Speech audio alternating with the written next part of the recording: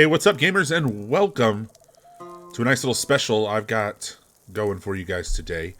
So, through the comment sections of a lot of my videos, especially dealing with Going Medieval, people have been reaching out to me, asking me for all kinds of help, wanting to know how the game works, how to get it going, how to get that good start. Because if there's one thing that you can say about any of my videos, is that you go to every single one, to episode 1, and you will see that I always just get a nice, clean start, right?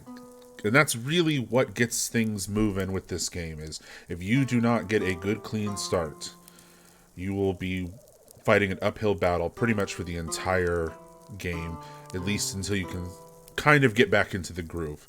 So I'm going to show you some tips and tricks, a few things that I always do, kind of that mental checklist that I hit every single time I play this game when I'm starting it out, and then pass that knowledge on to you, and then you can take it from there. And then I would love to hear about how these things have helped you out, how you have been using them to your advantage. So let's get started. Alright, so here we are, Going Medieval. You load up the game, this is what you're going to see. It's magnificent. I love the graphics, the cheekiness. So we're going to go over here to New Game. A couple different play modes, obviously. Peaceful, self-explanatory, right? Fucking Minecraft, you know, you're not gonna experience anything too serious. Standard, that's the way the game was intended. And then survival, that's if you want a little bit more hardcore, right? So resources are going to be a little bit scarcer. Terrain is going to be less cooperative. And the enemy is going to be less merciful. Kind of easy way to put it. So we'll just go with the standard right now, right? Plenty of difficulties here. The custom one is so if you want to change sliders for certain enemies and tactics, and right, it's again self-explanatory. Custom. We're just gonna go straight up normal, normal, standard, normal, everything basic, the way the developers intended. A couple more options right here. So this one right here, primal. Go ahead and ignore that. You're not gonna have that. You're gonna have a new life, lone wolf, and then add. Right, primal. That's one that I've added. It's the start setup that I did for my current series that's going on right now. It's the one that basically has it where I just start out with 4 people, 4 spears, 4 clothing. That's it, right? I strip myself down to bare minimum. New life, if you're new to the game or if you're just kind of getting back into these style of management type games, that's what I highly recommend. That's normally what I play under, is under a new life. As you can see, you're going to get a good grip of resources. Starting season is spring, so it's a little bit more forgiving. Good bit of equipment. You're going to have some farm animals. And you're going to have a good range of clothing as well as villagers. And I believe you start with 4. Or 3. You start with 3. Okay. Lone Wolf, that's exactly what it is. Solo. You start off with a little bit of wood and food. Basic equipment. You have a dog. 1 settler.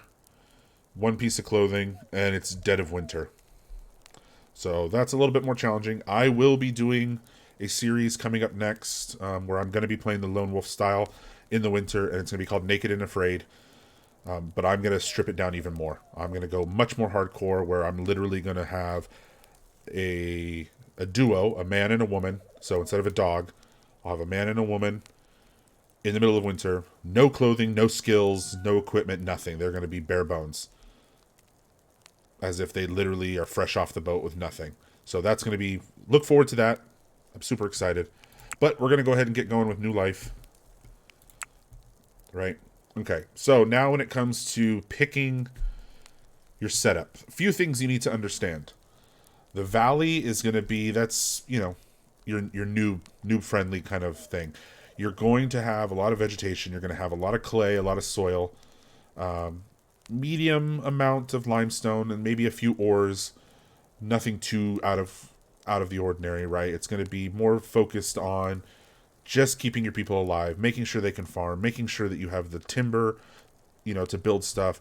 Clay, so that way you can get up to a little bit higher tier stuff for like furnaces, you know, so we can get into the smelting and get the better gear.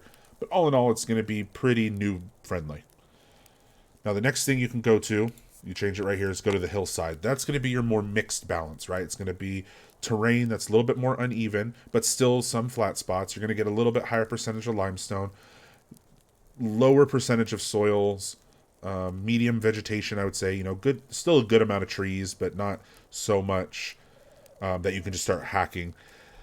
This is going to be the map where you're going to have to start considering that resources aren't infinite, right? In the valley, you're going to be a little bit more forgiving. You can start hacking down trees. You can kind of just leave wood sitting out, kind of a thing.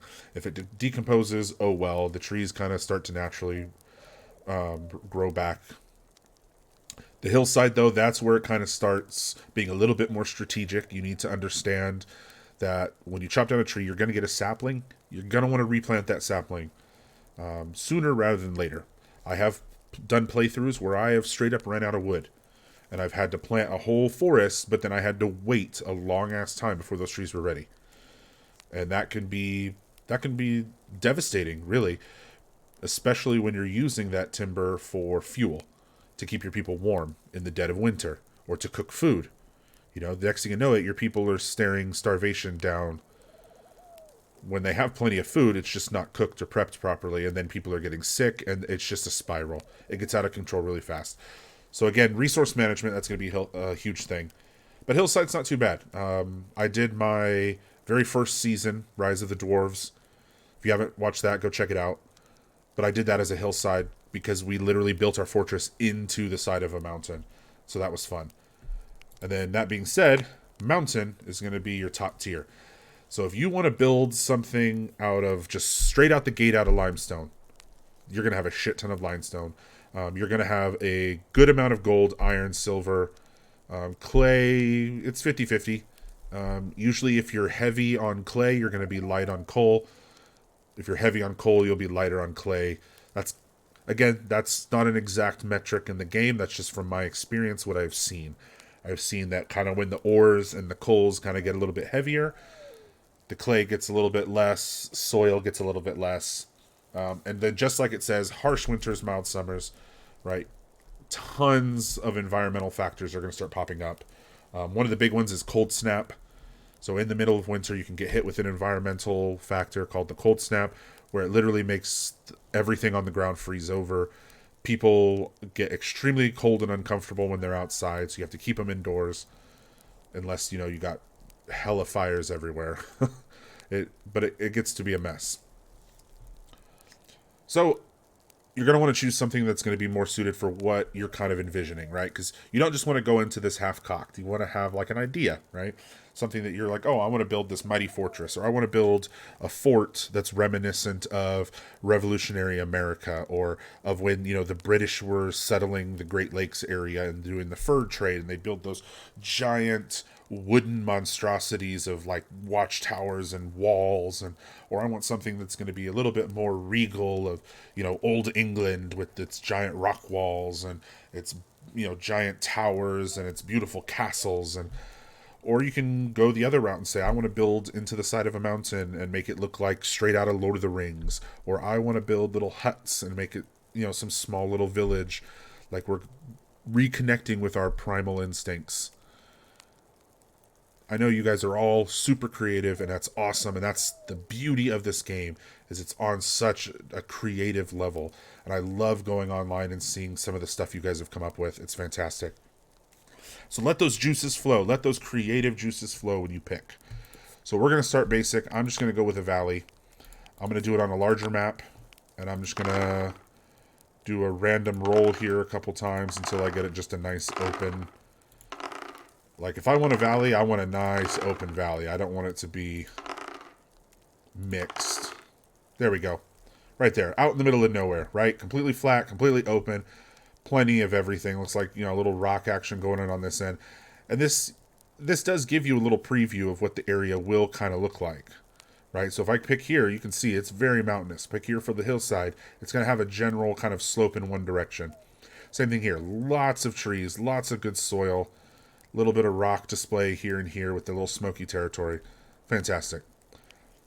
Let's just get a random name here. Woolhope. That's fun. Let's get another little random. Find something kind of cool. I try not to be too picky, but I can also get really picky. Discord believers. Nice. Audible Chocolate. Yeah, see some of these names.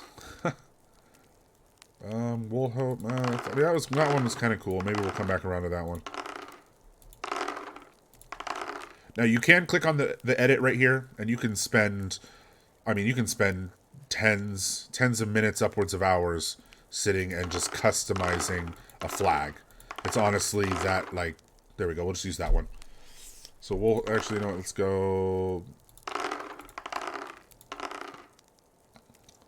Avonthorpe. There we go. That sounds very regal with that whole setup. All right, so large map valley.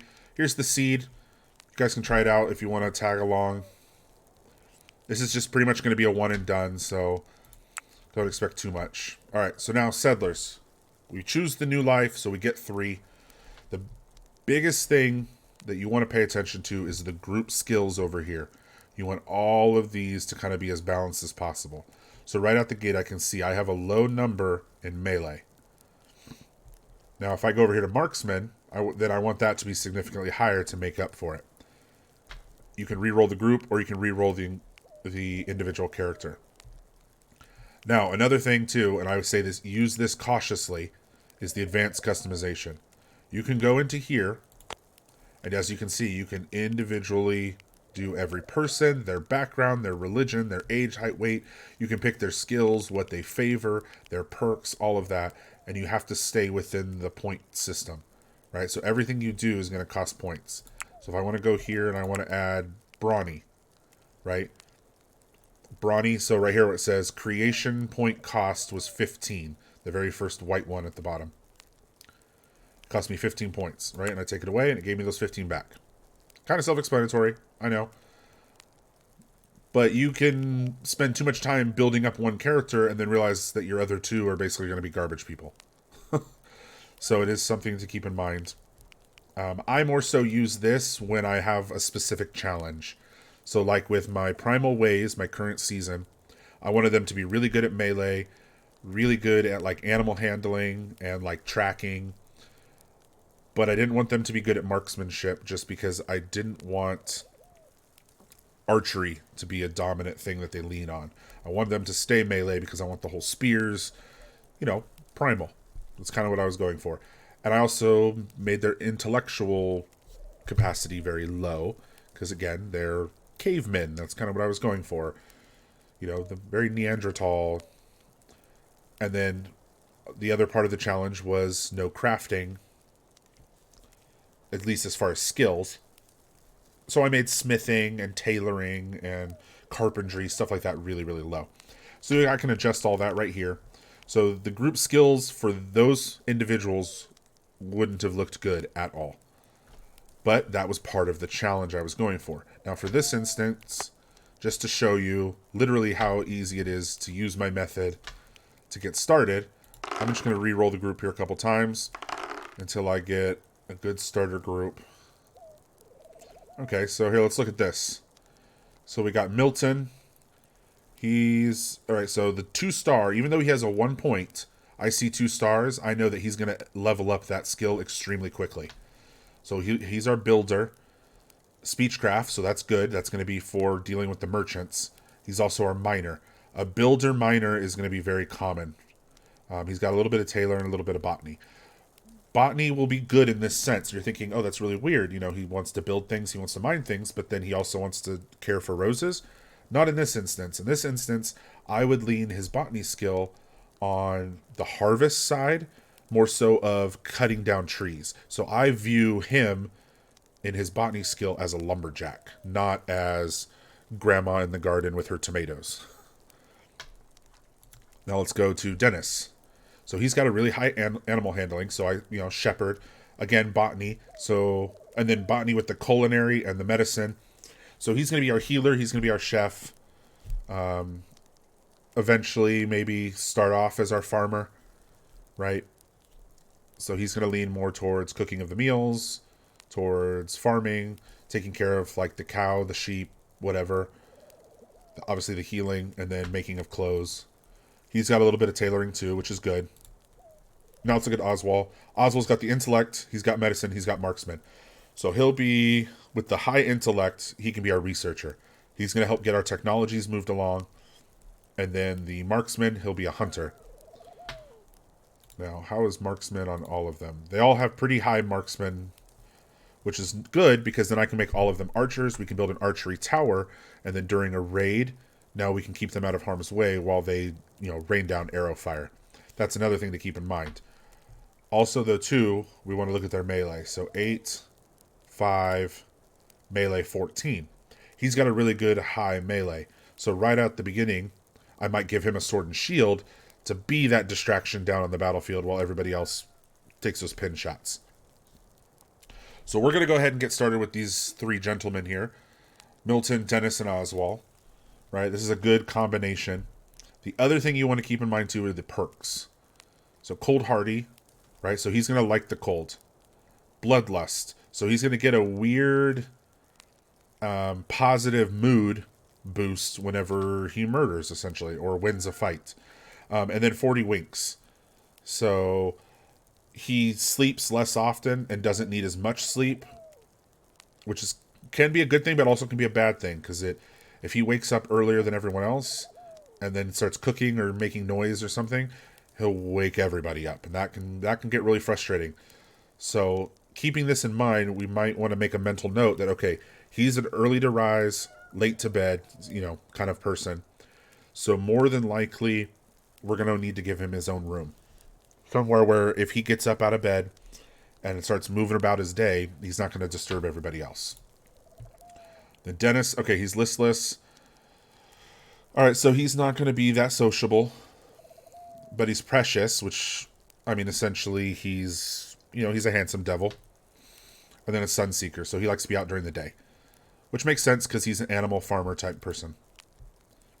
All right, then he's a lightweight, so we need to be careful that he doesn't drink too much. And then he's moribund.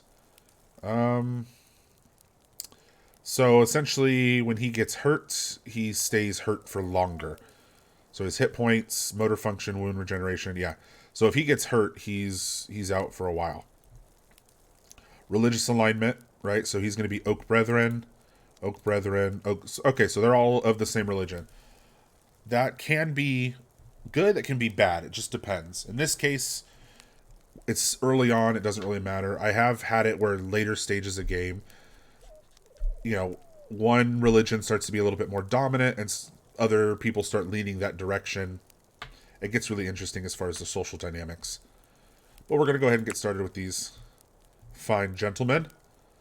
So Evanthorpe, 3 fine gentlemen, standard, normal, new life in the valley. I'm going to turn off tutorials. So let's go ahead and get started. Let's head on out there.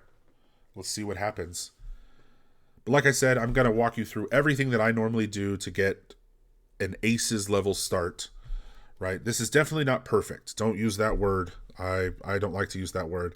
This is just the things that I do personally to make sure that my games are successful.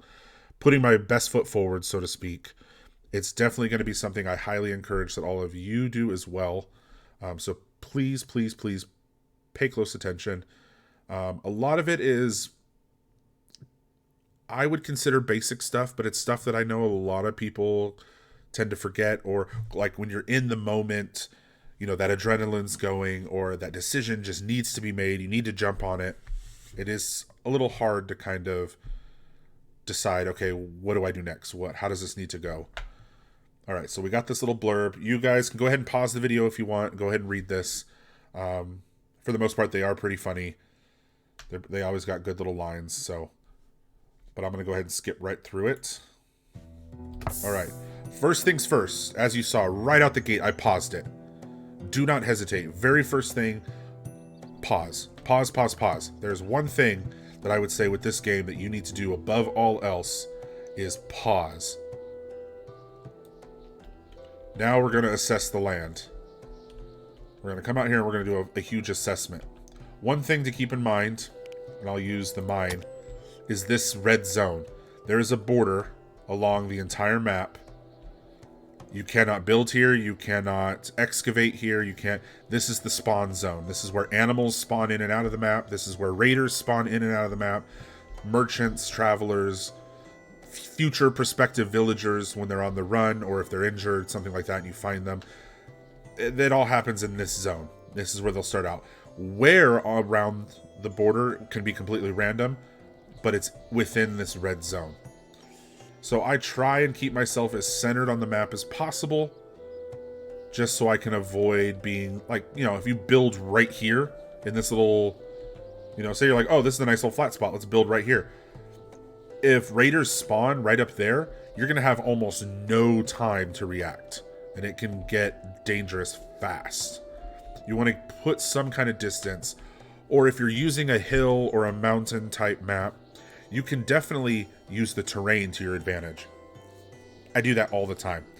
In tons of my videos, you guys have probably seen where I'm about to do a raid, and I will use the terrain. I will map the terrain route that the AI is going to use, and then I will purposely stage my people along that path, so that way they can start chipping away, doing damage, without the enemy being able to do damage to them. So by the time the enemy does get to us, they are weak, they are sickly, or they're just straight up in dire strait, and all we have to do is just give them that last little finish blow with a melee weapon. So always keep an eye out on the terrain, somewhere where you can build something, you know, like this right here. There's tons of little jagged spots. Let me get out of that.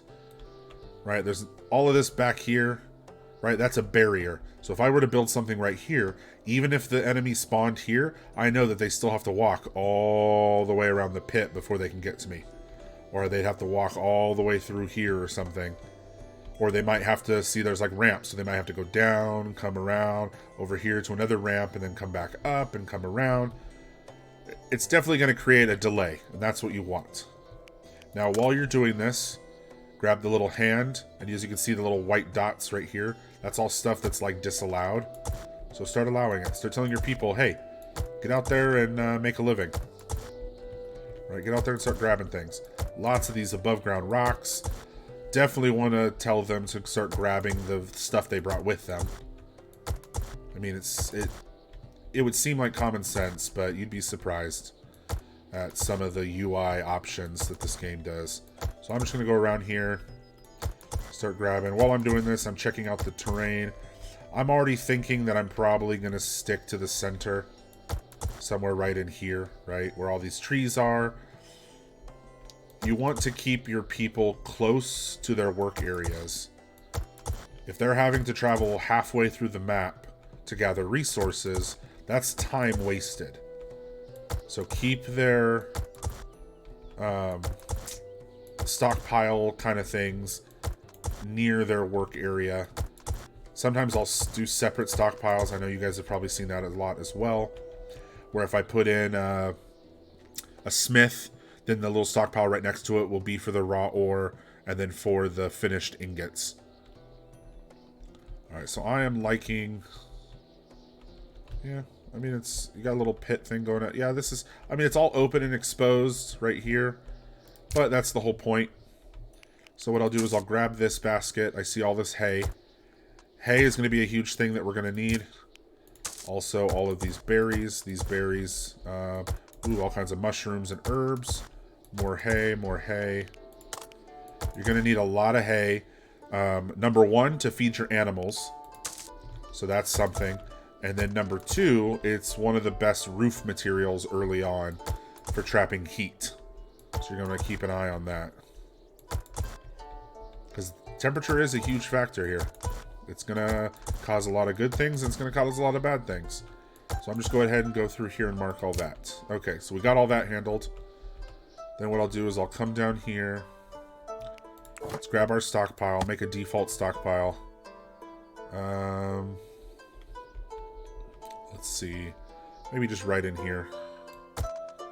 So let's go 8 by 12. All right, there we go. All right, and we want to bring the terrain level down. You'll see why here in a second. We're at 6, 5. Okay, we're at 5. We're at 5. Okay, so that was under. So we're here. So now we can see the grid. We can see the grid a lot better. Shady spots like this, that's where we know that the ground goes up. Right, so I'll come up one more just so I can see the tree line. We're going to mark all these trees to be chopped. Start chopping out the area. Same thing over here. Maybe get a little bit more over there. Right? It's a lot, I know, but we got to get moving somehow. Okay, so first thing we did, we paused the game, right? Second thing we did, we surveyed the land and we picked a spot. I put that. You want to try and keep it somewhat close. Otherwise, you could potentially waste a day with your people just moving your supplies to your new home area. So, pause the game, survey the land, pick the spot, start allowing resources in the area. Now, the thing you should notice is while I've been doing all of this, the game is still paused. I might every once in a while just give it a little bump, just so it triggers the events for the villagers. But now the next biggest thing you want to do, while still paused, is you want to come over here to jobs. So the way the jobs work, this tells you right here, priority 1 is done first, priority 5 is done last. And then jobs set to the same priority level will be prioritized left to right. So what I always do is I set these ones right here for 1. Well, this is...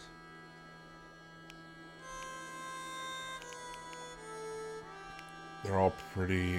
Well, this one's 0. Okay. So patient, convalesce. So this, essentially what this is doing is it says the very first thing that they should do before they do anything is assess their health, right? Patient, convalesce, and then if they're medically trained, then tend. But they're basically going to do a self-assessment. Okay, do I have any cuts, bruises, anything like that? Upset stomach, indigestion, heartburn, diarrhea, Pepto-Bismol. They're going to want to know, and they're going to do a self-assessment. If they're all good to go, then they'll move on. If they're not, then they will prioritize laying down. So it's definitely important to make sure you set that as 1. The other thing that I set as 1 is over here, steward and hall. You want to make sure that if they've self-assessed and they're healed, they've done their daily jobs here, right? Because it moves left to right. Then the very last thing that they should do as a top priority before they move on to lower tasks is make sure that torches are lit, fires are burning and well fueled, animals have been fed, food has been moved to its respective stockpile, or materials have been moved to their respective stockpiles, stuff like that. The general tasks of just moving boxes around, organizing, cleaning up. If you kill an animal and you butcher it and it's got a pile of bones, you make sure you take those bones to the waste pile, right? Get them the hell out of there. Stuff like that. It's going to help with just the general day-to-day kind of monotony. But I always set that to 1. And then crafting right here, I always leave as 3. Now, we'll start with all the other tasks, and we'll go based off of how they're highlighted. So if you look right here in Hunt, there's a silver box around Dennis. It means that he has a higher skill. It's 14, makes sense. Same thing here. But then you come over here to mine, and it's gold, because he has an even higher skill. It's a 16. And then over here, he's got a high skill for research, and artist runs off of intellect as well. So that's... Artist, I usually set to 0, just because that's not anything just yet. The other thing to consider, too, is little star markers, right? So it's a star next to Hunt right here. Even though his marksmanship is low, the star lets you know that he's passionate about it, so he'll be more likely to do it. And he'll do it quickly, and he'll earn more XP and level up quicker. That's what I meant. So when it comes to hunting, I'm more likely to set him as my primary hunter, even though they have a higher skill, because I want him with the lower skill to get that skill up higher faster. And then them I will leave as a 3 because they have such a high skill. Now construction, I have a 13, I have a 1, I have a 3. So Milton is going to be my constructor of sorts, right? So I'm going to bring him up to a 1. I will leave construction as a 2. And then his is 10, so I'll leave it as a 3. Now grow, botany is a 1. as a 1, as an 8. So I'll leave it as a 3. He's our builder. So then Dennis is our farmer. So I'll bump him up to a 1. Then I'll bump his to a 2. Harvest, same thing. It falls under the botany. 2. Leave it as a 3. Animal husbandry, right? He's our farmer. So he'll do that next. He's very passionate about it, so I'll bump him up to a 2, and I'll leave him as a 3. Now, mining. He's got the good skill, so I'll leave it as a 3, but he's passionate about it, so I'll bump it to a 1. So when he's not building, he'll be mining. His skill's decent, I'll leave it as a 3. Now, eventually, I'm going to go back, and I'm going to fine-tune this as we add more people, because the goal is to have villagers only doing 1 or 2 tasks tops. Right now in the early game, the reason I'm leaving a lot of them as either 3s, or I might put them as 5s, just because it's something I want them to consider in worst case scenario. That way I know it at least gets done, but I don't want them to prioritize it. Just because, again, it's just the 3 of them. Alright, so cut plants, that's a 1. So he'll do that. He'll do that. I'll have them do that. So that's going to be chopping trees, slicing bushes, stuff like that. It's more lumberjack. It's not going to be like this over here, harvesting hay, harvesting berries. That's not part of cut plants. That's part of harvest. Cut plants is just the sheer manual labor of chopping down a tree. I want everybody doing that, at least early on like this. I want to get as much lumber as I can so we can start constructing. All right, now cooking. He doesn't have a good skill, but he's passionate about it. All right, we got 14 and we got a 19, so I'll bump him to a 2. Crafting, like I said, I leave all of that at 3. The only exception is if I notice that the hunter is not butchering or the chef is not butchering, then it means that it's based off of the craft. Sometimes the game, the way the prioritization works, it's a little weird. I might have to change that. But right now, we're not going to worry about it. Smithing, carpentry, tailoring, I'll leave all those as 3s just because they're not doing any of that yet. We don't have those workstations. We haven't unlocked those technologies. I'm not worried about it. All right, and then he's passionate. He's our researcher. And then I'll just leave him as 3. Well, I'll put him as a 2. And I'll put him at 0. So we'll leave it like that. Clean and simple. So, what's going to happen? Dennis is going to be triggered going this way, right? So all the 1s will get done first. He'll do a self-assessment.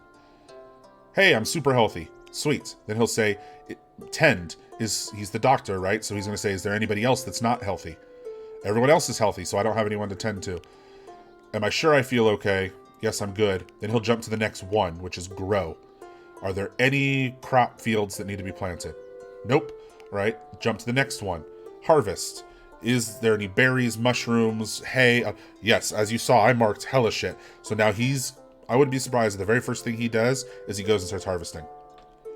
Then when he's done with that, he'll say, okay, do the animals need to be taken care of? Are they fed? Everything like that.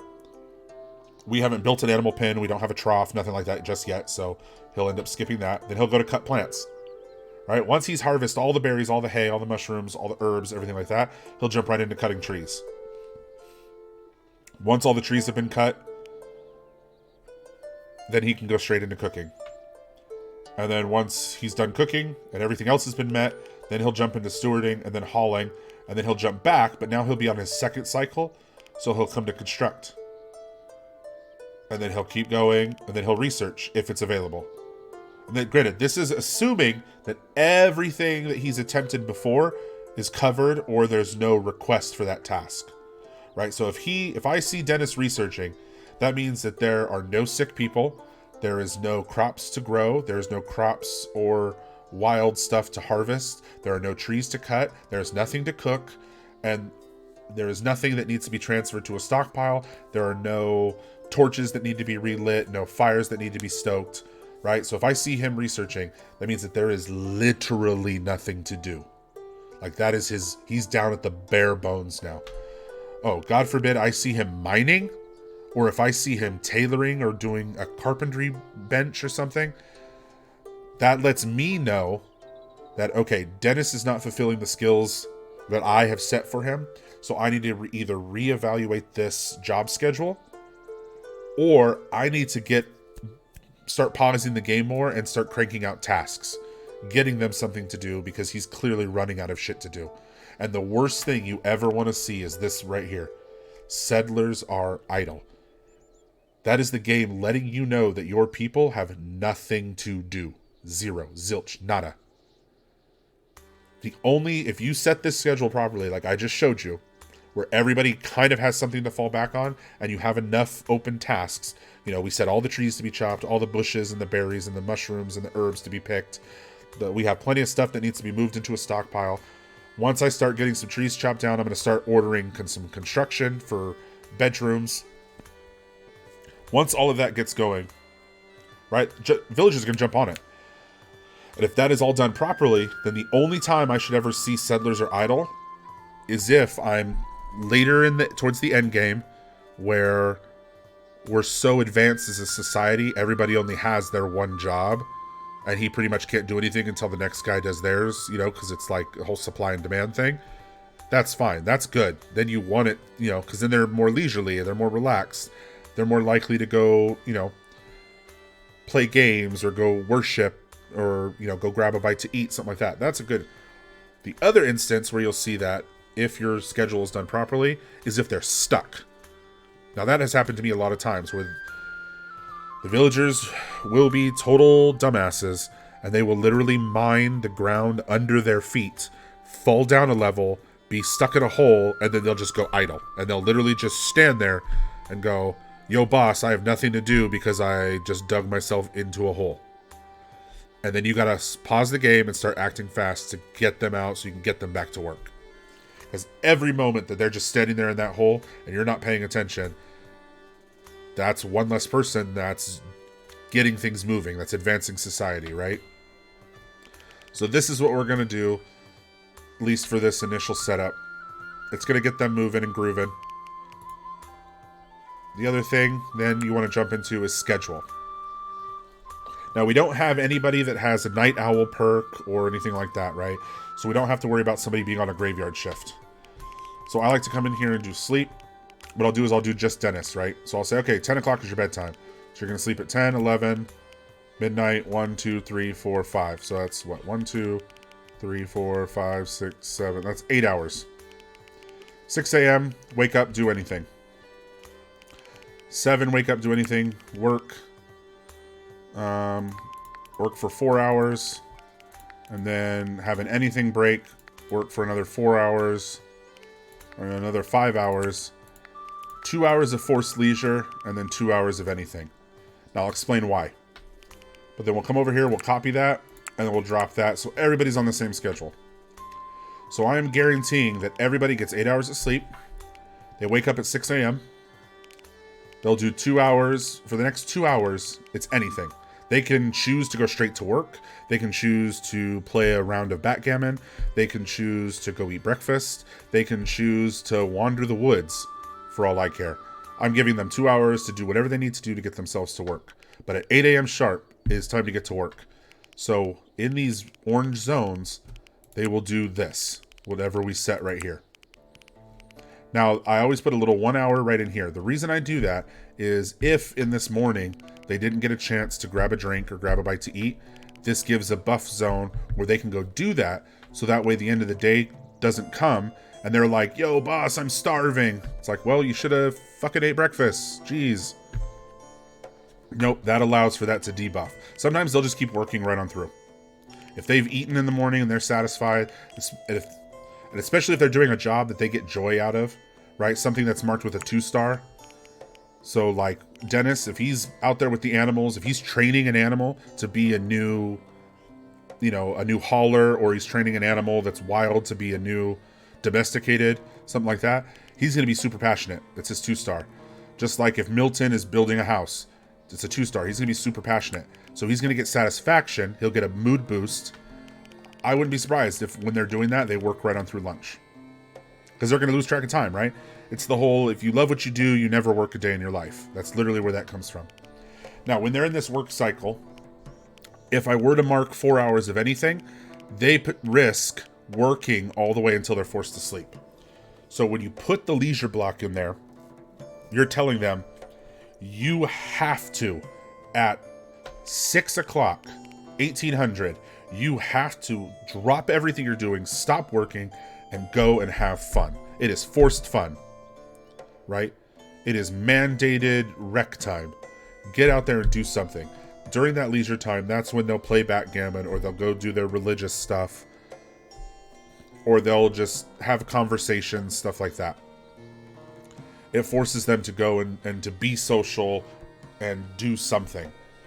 Because it helps break the work cycle. Because if you put anything there, the gray zone, again, you run the risk of them working straight through dinner and into when that 10 o'clock hits and it's mandatory bedtime.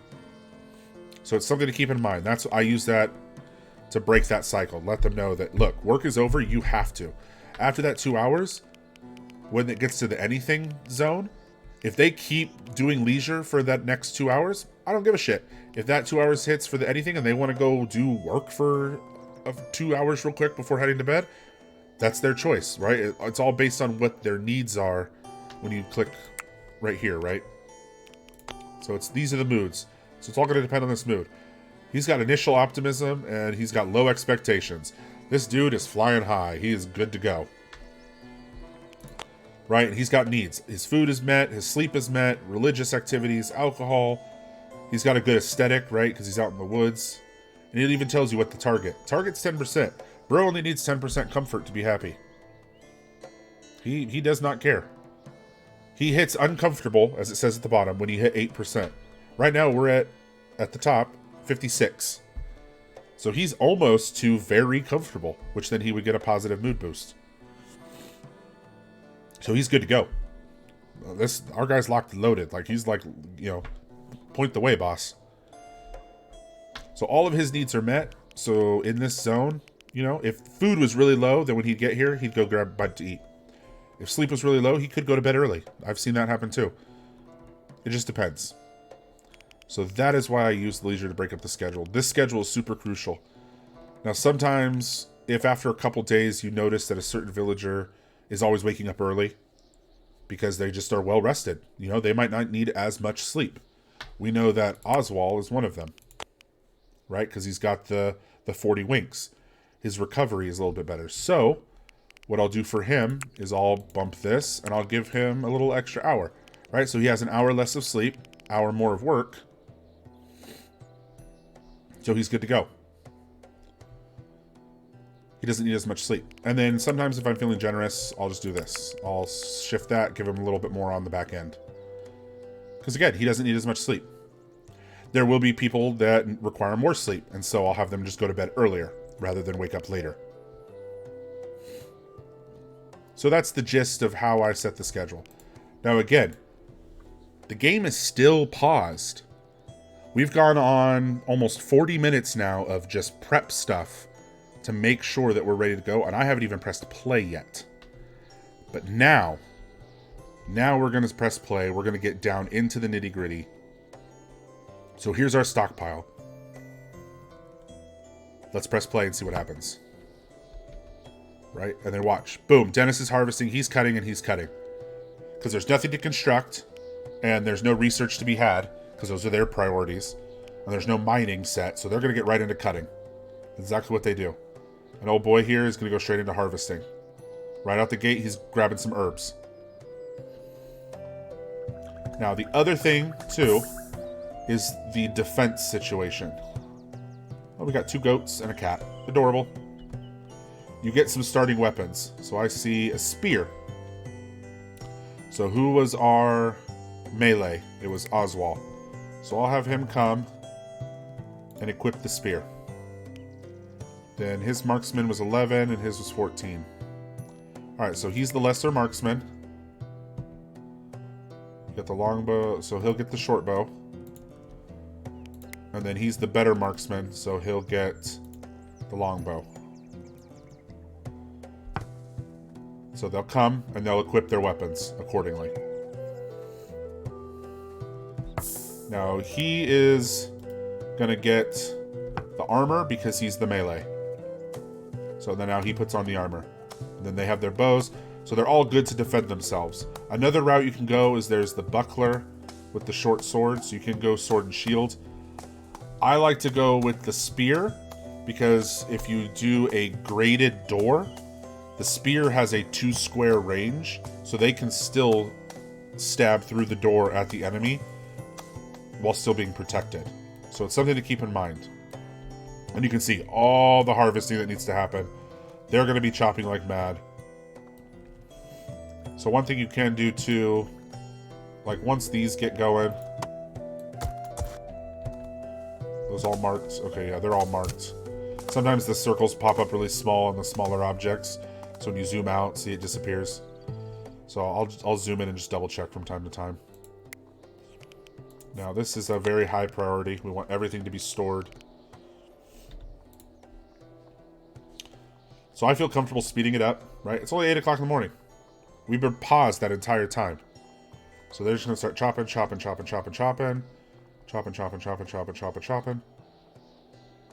So this is going to be my great haul. At least in my mind, that's how I envision, right? For this, I'm going to do just kind of a simple medieval build. Look, his skill's already going up because he's doing something he's passionate about. Harvest was ruined because his skill is low, but he's going to level up faster, so it's not necessarily a bad thing. All right, we've been chopping down a lot of wood, so we're going to put wood floor under the stockpile. It's actually going to help prevent spoilage. And now Milton, yep, right away, getting resources for construction. And look at that, he's already scooping up the wood from the chopped, and he's sucking at building right now because his skill, again, isn't as high. But we know that he's double passionate about it. So look, job satisfaction. He was feeling good about chopping trees, and he's feeling good now about building. So as long as he keeps building and doing that, he's going to have a positive mood. So it's something that you always want to keep in mind, is those stars. They're not just there to be pretty. They're there to actually serve a purpose. So there he goes. I'm going to go ahead and speed it up. Come on. There we go. Alright, so there was a thing that popped up right there saying mangled resources. Essentially what that means is the task of gathering destroyed them in the process. You'll see that a lot when you're mining. Or yeah, plant reaping mishandled. He chopped down the tree, and the tree, maybe it was dead or dry, or it shattered, and there was no usable wood. It happens. Same thing when you're mining. You could have a collapse, and then all the resources that those blocks represented are now gone because the mine collapsed, or there was a cave-in, or... So it's something, you know, kind of keep in the back of your mind, because stability is a factor with this game.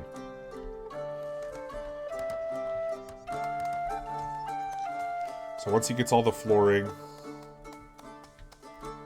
this is going to be our grand hall. So he'll get all that going. The next thing I'm going to get going, because we're already heading into 4 o'clock, is we want the production stuff right here. So I'm going to pause it. I'm going to get a little nitpicky here, right? So I 1, 2, 3, 4, 5, 6, 7, 8. So I created a 2. So I know I have 2 in the middle with 3 on each end. So I'm going to place my research here. Maybe. You know what? No, I'm going to have to come back 1. And I'll show you why here in a second. So we'll put research there. Our butcher table. Come on, there we go. Alright, back 1. And we want over like this. And then we'll take our campfire. And we'll put it... So we want the 1 space there for them to do their work.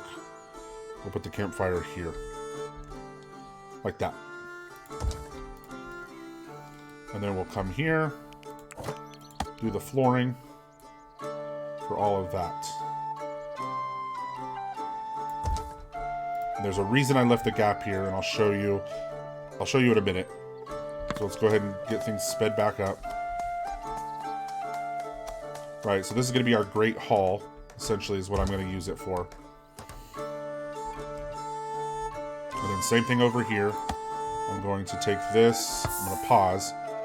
So we know it's, what, 12 across. There is 3 of them. So we can go 3, 3. What, did I miscount?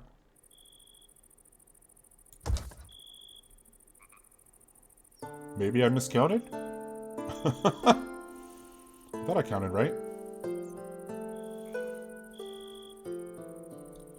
Yeah, 3, 3, and there's 12 squares. You need a -2, so that makes, oh, that makes 10. I did the math wrong.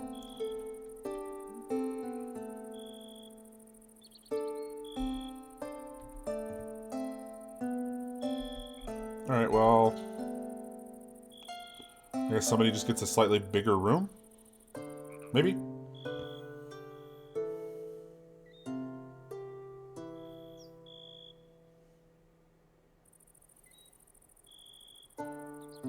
No, I have an idea. Okay. I have another idea. So we'll come here and we'll cancel this. We'll use these just so we'll make a little 3x3s like this.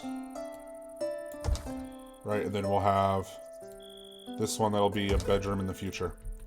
So we'll have bedrooms, grand hall. These will be little religious cutouts. And we'll have the kitchen and everything back here. Because the big thing you're going to do next is the walls, and walls take up a square. So that's why we did that. So like you'll come here, go like this, like that, and then you'll go like that, 1, 2, 3. And then you'll come here, 3. Right, we'll leave the double there. We'll come across like this. We'll go there. And the same thing here, come across. And now I'm doing all this right now, so that way it's locked and loaded. We're ready to go. I mean, you guys can pretty much do whatever design you want. It's your prerogative. So I'll close that off. Alright, close that off. We'll swing around over here. Close these rooms off. The other thing you're going to keep in mind is stability with as far as the rooms for doing the roofing. And I'll show that to you guys as well. Because there is a little thing I like to use that makes a big difference. Okay, there. So we'll get that situated. Oh, this one needs to get out. Yep, so those are going to be doors. That's where doors will land in. Then we'll come to furniture. We'll go to hay sleeping spots. And we'll put, I guess, one there, one there. And then same thing, one there, one there. So what I'll do is I'll grab him, and I'll have him, come on, prioritize the sleeping spot. That way because we got to keep an eye on the time. Same thing, we'll come here and prioritize the sleeping spot. Because they're going to be going to bed at 22. Then I'll pause it, come over here, prioritize again.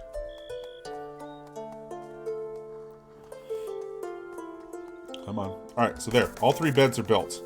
So there's enough beds. We're good. It says food reserve stockpile is low. That's because all their food is right here. It hasn't been moved yet. So he went to bed. Second 2200 hit. Yep, he went to bed. Now here he comes. He's going to bed. Alright. And there you have it. I mean, that's pretty much all I have to give to you. I can keep this series going as far as teaching later on. I might do that. Keep this as like a teaching series. I'll go ahead and pause it so that way we're not losing any time or anything. But those are pretty much every step that I do when I start the game to make sure that I have a clean playthrough. Now, another thing that's always been asked as far as, you know, mining and building and doing individual tasks like this, if there's something you need done immediately, you can do like what I did where you tell them, hey, you're the guy for this job, I need this prioritized, he'll go and do it. But he'll only do that one right? So if you need all of this clay mined out, and you tell him, hey, I need you to prioritize, you know, this square right here. He'll dig that one square, and then he'll go back to whatever the fuck he was doing before. But if you want him to prioritize mining this whole thing, then a little trick is you come over here and you can use these arrows to raise and lower the priority of everything. Or you can just come in here and just shut everything off except for that one task that you want done. So say you need all that clay mined, I would come here to my miner, Milton, and I would tell him, don't do this, don't, like, you know, this, I would zero out. This, I would zero out. Still leave the wound assessment and then the hauling, right? Because then what he'll do is as he mines this, he'll pick up the materials and carry them in. He'll kind of clean up after himself, so to speak. So that's one way around, you know, trying to get them to focus on just one thing at a time. Then maybe slowly add more and more jobs until you get to the hang of how to balance. I would say as far as this playthrough with this setup right now, the way that we did it in this video, I'm fairly confident that I'll be able to get this village up and running. You know, they'll be able to make a good start. They'll be able to push forward. It'll be nice.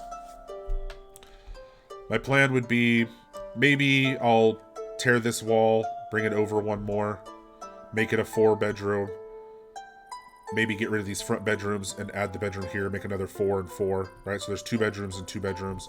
That way this space in here could be open. So if I need to add like maybe towers, right? Make archery towers and then just make this whole one giant building where they live. And that's an okay strategy. I've done that before. By Rise of the Dwarves, everybody lived inside one massive building for the first while of the game. Do not think that wherever you're building on these first couple days is where you have to stay. Unless you're big-brained enough to see the full layout of what you're going for and you pick that good spot from the beginning, then yeah, by all means, build up to it. But I will probably deconstruct, reconstruct several times until this layout is exactly the way I want it, so that way it's defendable, it's productive, right? Because I don't want anyone being too far. The fact that this whole open area right now is just my giant stockpile storage, again, that's temporary. I will dig a cellar, as you want stuff to be stored properly, right? And when I dig my cellars, I try to go down until I get to a level that's around freezing, which, me being the American that I'm in, everything's in Fahrenheit, so I aim for 32 Fahrenheit. Those of you running on the metric, which personally I will admit is a better system, you're going to shoot for 0 degrees Celsius. As close to as possible. Again, it doesn't have to be perfect. But some of this stuff will tell you, if we come in over here, right, like you have packaged meals. So right now it tells you it will decompose in 32 days. And then it gives you monikers to let you know how. Here's one of the reasons why. It's because it's sitting somewhere where it's too warm. You look at the top. It's above 37 degrees, 37.4. So it has a 0.05 multiplier. So it's going to decompose. The next one above it is 33. So for these packaged meals to not have a temperature decay, they need to be below 33 degrees. Which is about, you know, I said freezing is 32. So it has to be under freezing. I mean, you know, your refrigerator, your freezer in your kitchen is going to be damn near close. That's why. The other thing, and why I immediately put a wood floor under my stockpile. That was the very first thing I did. I put down my stockpile, and then I had them build the floor first. Is this right here. You get a 0.2, so a 20% boost to decay because it's on the ground. It's just sitting in the dirt. Sitting outside in the grass, in the dirt, in the mud, in the sand, whatever. You put it on the floor, it goes to 0. Some resources, like this, a pile of dirt, there is no decay. Something like hay. The only thing with hay that you have to worry about is a floor. You can store it outside on literally the weakest floor, which is this little wicker floor, and your hay will last forever. I sometimes build little barns, which are basically just 4 posts with a roof. I'll throw down a wicker floor, and I will just fill the entire thing with hay. That way it's good to go. It's not going to rain. It's not going to snow. So I've got the roof to protect from that. And it's on a wicker floor, so it has no decay ratio. And that hay will last forever. Or more than likely, I'll end up feeding it to my animals. But then you're good to go. So just a few quick things there at the end. The biggest thing, though, is do not be afraid to pause. If you do not know, you can click on anything, and it will have... Oh, that was a bad choice. Here, it'll have this little book. You can click on that, or the highlighted item, and it'll give you a full breakdown, telling you exactly what means what and why. Do not be afraid to press pause and just figure it out. Unfortunately, that is one little thing about this game, with a lot of newer games, is that there is kind of no tutorial. They do have a good tip system, but they're giving you tips as you're in the thick of it, which can be a little frustrating. Because some of it, you're like, well, if I would have known that earlier, I could have fucking prepared for that, and I would have been fine. But it is what it is. I hope this is super helpful. I hope you guys get a lot out of it. I know it's a very long video, and I apologize. Hopefully we can dive deeper with this series, and we can get some more tips and tricks. But as far as how to get a clean, good start to where you can come away knowing that your people are on the right track, you do everything I did in this video, you will have a good, clean start. It might not be perfect. You might have to tweak some stuff.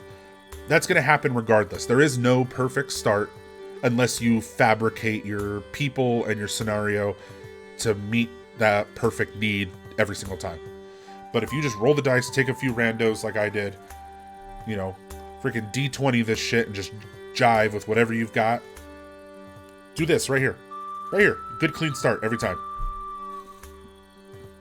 Just make sure you prioritize the beds. Make sure you prioritize getting to a stockpile. Make sure you prioritize harvesting wild stuff immediately.